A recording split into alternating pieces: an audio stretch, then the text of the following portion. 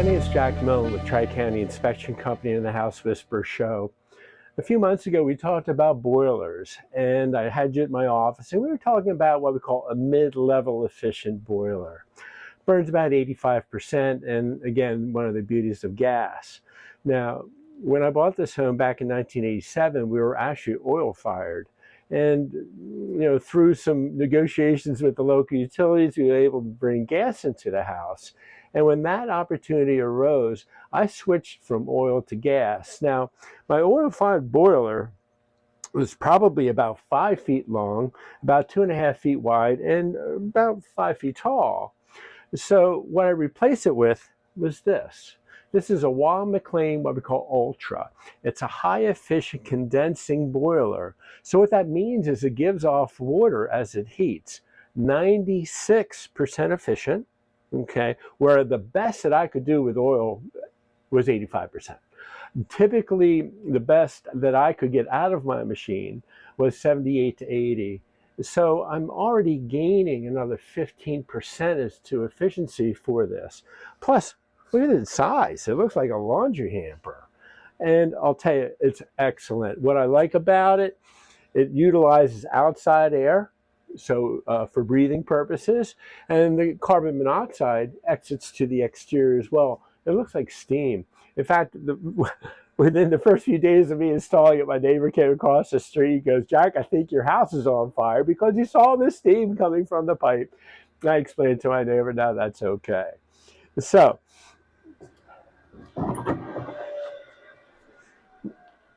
when I take this off, you can see that there's not a whole lot to it. But what's most important is this piece right here. This is called the heat exchanger. It's made of aluminum.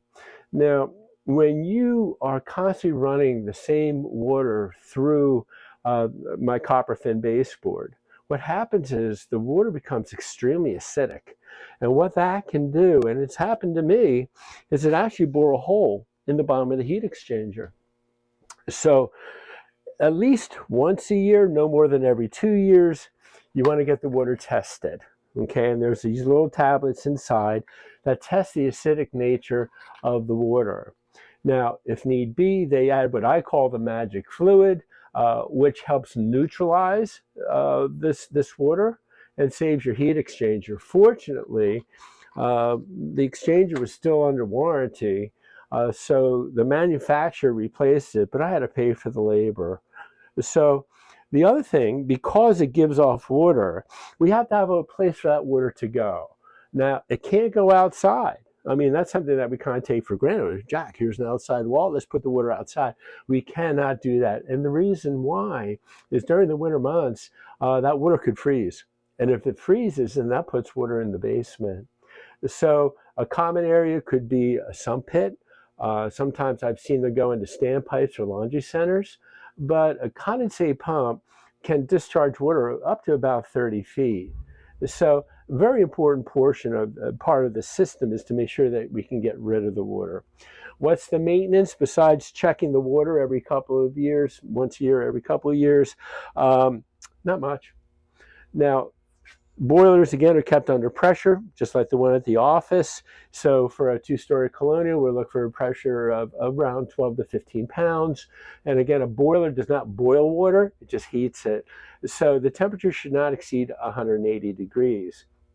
Now, this house also has 3 zones. And one of the zones actually goes into my ductwork via what we call an integral coil.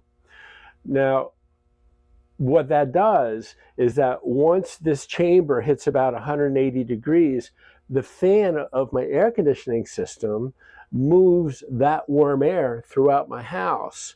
So 2 of my zones have what we call a copper thin baseboard, but the 2/3 of my house is actually heated by hot air. It's what we call a hybrid system. So this is how I bought the house back in 1987. I love bringing my new inspectors down here to explain this type of a system because it's rare, but it's highly comfortable. At the same time, we still will utilize a filter in order to clean the air as it bypasses and goes back to the home. So if you like the content, please push the subscribe button. And if at any time you want me to discuss anything, reach out to me at hello@tricountyinspectors.com. See you next time.